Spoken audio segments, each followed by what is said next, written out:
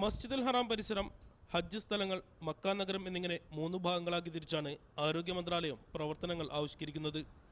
ഹജ്ജ് കർമ്മങ്ങൾ നടക്കുന്ന മിന, മുസ്ദലിഫ, അറഫ എന്നിവിടങ്ങളിൽ അടിയന്തര സേവനത്തിലുള്ള സൗകര്യങ്ങൾ വർദ്ധിപ്പിക്കും.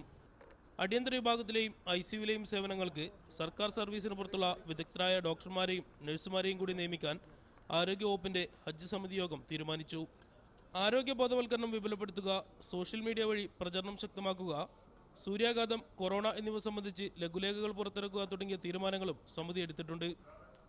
പകർച്ചവ്യാധികളെ, പ്രത്യേകിച്ച് കൊറോണ വൈറസിനെ പ്രതിരോധിക്കാൻ നടന്നുവരുന്ന മുൻകരുതൽ നടപടികൾ, മെഡിക്കൽ, പാരാമെഡിക്കൽ രംഗത്തെ ഒരുക്കങ്ങൾ എന്നിവയും യോഗം വിലയിരുത്തി. മക്ക, മദീന, അറഫ, മിന, മുസ്ദലിഫ എന്നിവിടങ്ങളിലെ ആശുപത്രികളിലും മെഡിക്കൽ സെന്ററുകളിലും ഒരുക്കങ്ങൾ ഉടൻ പൂർത്തിയാകും. പകർച്ചവ്യാധി തടയുന്നതിന് പ്രവേശന കവാടങ്ങളിൽ മുൻവർഷത്തെ പോലെ ഇത്തവണയും കുറ്റമറ്റ സംവിധാനങ്ങളും സജ്ജീകരണങ്ങളുമാണ് ആരോഗ്യ മന്ത്രാലയം ഒരുക്കുന്നത്. Media 1, Jeddah.